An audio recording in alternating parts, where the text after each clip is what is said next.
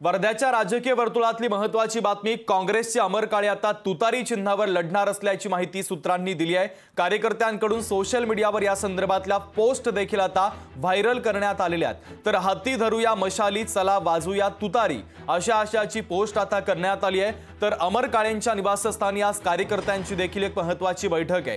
महाविकास आघाडीच्या वर्धा लोकसभा उमेदवारीचा तिढा आता सुटल्याची चर्चा सुरू झाली आहे, कारण वर्ध्यातून आता काँग्रेसचे अमर काळे तुतारी चिन्हावर लढणार असल्याचं देखील सूत्रांनी म्हटलेलं आहे। तर कार्यकर्त्यांकडून सोशल मीडियावर पोस्ट देखील व्हायरल केल्या जात आहेत।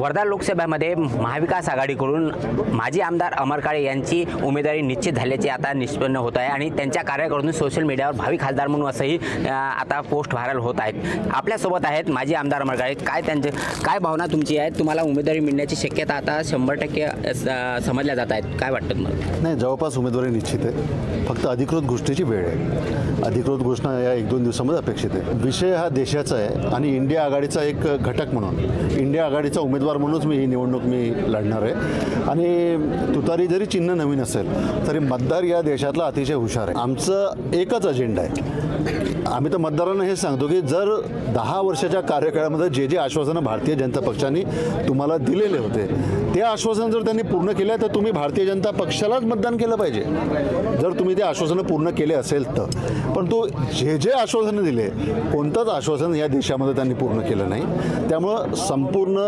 मतदारांमध्ये या देशामध्ये एक तीव्र असंतोष भारतीय जनता पक्षाच्या संदर्भात आहे आणि या देशातला सुजाण मतदार हा निश्चितच आपला जो राग आहे या सरकारवरचा तो मतदानाच्या माध्यमातून व्यक्त करेल याच्याबद्दल माझ्या मनामध्ये कुठलीच शंका नाही। माजी आमदार अमर काळे हे लोकसभेत स्टेडियमच्या बाहेर आपला चेंडू मारणार असल्याचे सांगण्यात येत आहे। कॅमेरामॅन गौरवसह भूपेश बारंगे, लोकशाही मराठी, आरवी, वर्धा।